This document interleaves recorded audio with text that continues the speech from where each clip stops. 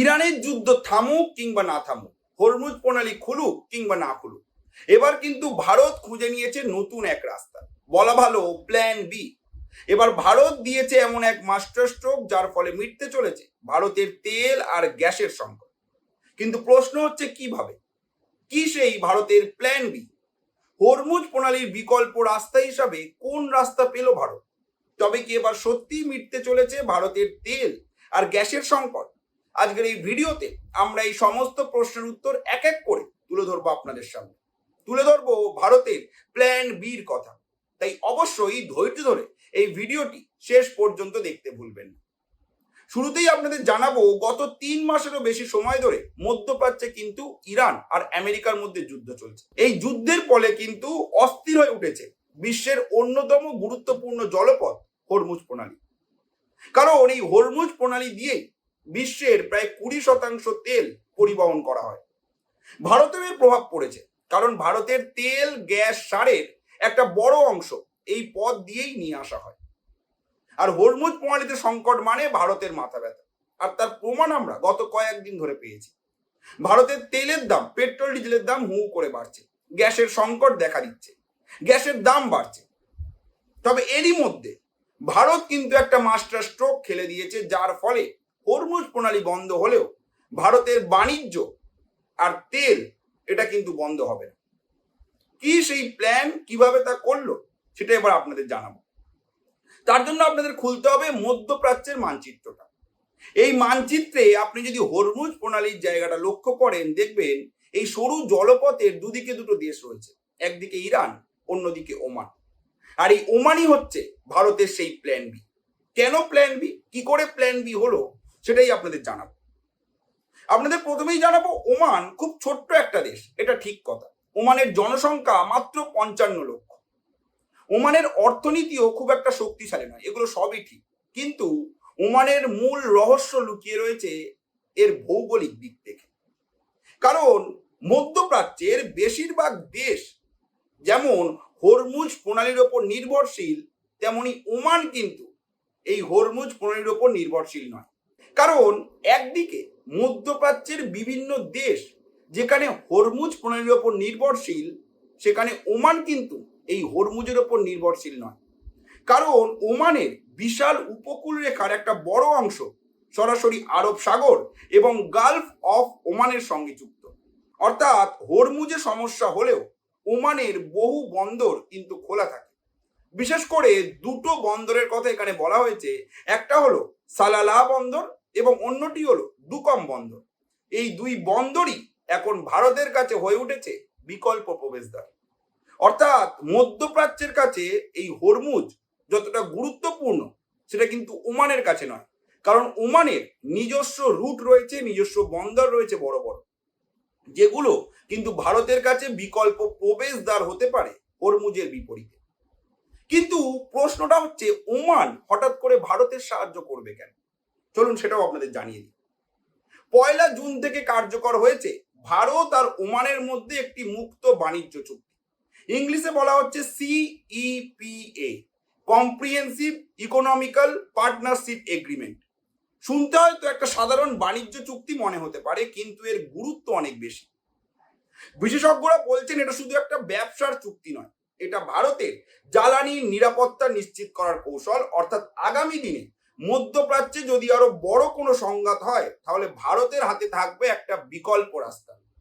কিন্তু সেটা কি সত্যি সম্ভব? মানে এটা কি হরমুজের মতো বিকল্প রাস্তা হতে পারবে? তাহলে এতদিন কেন প্রয়োগ করা হয়নি?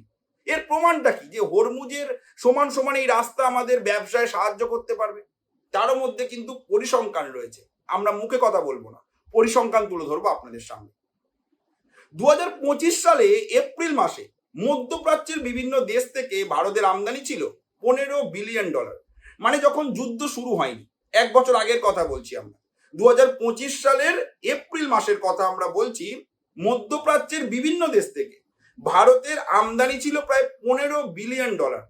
আর এই বছর যুদ্ধ শুরু হওয়ার কারণে সেই আমদানির পরিমাণ কতই নেমে এসছে জানেন? $9.8 বিলিয়ন। প্রায় $5 বিলিয়ন বেশি কিন্তু ঘাটতি রয়েছে আমাদের দেশে আমদানির ক্ষেত্রে। কিন্তু অন্যদিকে ওমান থেকে ভারতের আমদানি বেড়েছে কত জানেন? 1600%। 100 নয়, 200 নয়, 500 নয়, 1000 নয়, 1500 নয়, প্রায় 1600%। হ্যাঁ, ঠিকই শুনেছেন।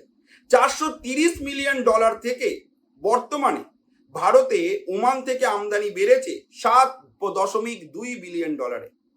আগে হতো $430 মিলিয়ন মিলিয়ন, আর এখন হয় $7.2 বিলিয়ন।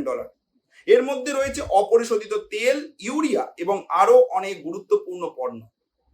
অর্থাৎ অন্য রাস্তাগুলো যখন দুর্বল হয়েছে তখন ওমান কিন্তু ভারতের জন্য শক্তিশালী বিকল্প হিসাবে উঠে এসেছে। অর্থাৎ যেখানে হরমুজের ওপরে নির্ভরশীল থাকার কারণে এবং সেখানে যুদ্ধ লাগার কারণে ভারতে আমদানির পরিমাণ কমেছে, সেমভাবেই যুদ্ধ চলছে, কিন্তু যুদ্ধের মতো ওমানের বন্দর থেকে ভারতের আমদানির পরিমাণ বেড়েছে প্রায় 1600%। অর্থাৎ পরিসংখ্যান কিন্তু প্রমাণ দিচ্ছে যে হরমুজের থেকেও ওমানের বন্দর এবং ওমানের জলপথ ভারতের জন্য বেশি কার্যকরী হতে পারে। এবার আপনাদের জানাবো ওমানের সাথে এই বাণিজ্য চুক্তি অন্যভাবে কিভাবে ভারতের জন্য সহায়ক হতে পারে। শুধু তো পথের কথা বললাম এতক্ষণ, যে ওই পথ কিভাবে কাজে লাগতে পারে, কিন্তু এই বাণিজ্য চুক্তিও কিভাবে ভারতকে হেল্প করতে পারে বা সেটা জানাবো। এই যে চুক্তি হয়েছে, এই চুক্তির ফলে ওমান ভারতের প্রায় 99% রপ্তানি পণ্যের ওপর শুল্ক তুলে দিচ্ছে। যেখানে আমেরিকা ভারতের পণ্যের ওপরে শুল্ক চাপাচ্ছে, ভারতীয় ব্যবসায়ীদের মাথায় হাত পড়ছে যে আমরা পণ্য পাঠাবো কি করে, এত ট্যারিফ চাপালে। সেখানে ওমান ভারতের 99% পণ্যের ওপর শুল্ক কিন্তু তুলে দিচ্ছে, যার ফলে কিন্তু এবার অনেক বেশি মাল ওমানে পৌঁছে যাবে। ভারতের পেট্রোলিয়াম পণ্য, ইস্পাত, ইঞ্জিনিয়ারিং পণ্য, ওষুধ, যন্ত্রপাতি, কৃষি পণ্য, সামুদ্রিক পণ্য, টেক্সটাইল, কেমিক্যাল, গহনা সব কিছুর জন্য বড় বাজার খুলে যাচ্ছে।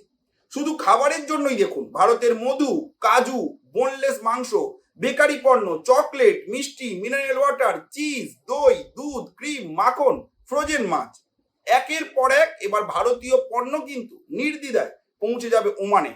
অর্থাৎ একদিকে রাস্তাও পেলাম, দুই দিকে বাজারও পেলাম, এবং 3 নম্বর ট্যারিফ মুক্ত বাজার পেলাম। অন্যদিকে ভারতেও ওমান থেকে আসবে সহজেই তেল, গ্যাস, সার এবং শিল্পের কাঁচামাল, অর্থাৎ দুপক্ষেরই লাভ। অর্থাৎ আন্তর্জাতিক রাজনীতিতে একটা কথা রয়েছে, সেই কথা হলো যে দেশের বিকল্প রাস্তা বেশি সেই দেশ তত বেশি শক্তিশালী। ভারত এখন ঠিক সেটাই করছে। একদিকে রাশিয়া থেকে তেল আনছে, অন্যদিকে মধ্যপ্রাচ্যে ওমানকে নতুন কেন্দ্র হিসাবে গড়ে তুলছে। অর্থাৎ ভারতের একটা পথ বন্ধ হয়ে গেলেও ভারতের অর্থনীতি কিন্তু হুট করে থেমে যাবে না। আমরা নিশ্চিত এই খবর আপনাদের সামনে খুব কম মেইন স্ট্রিম বাংলা চ্যানেল তুলে ধরেছে।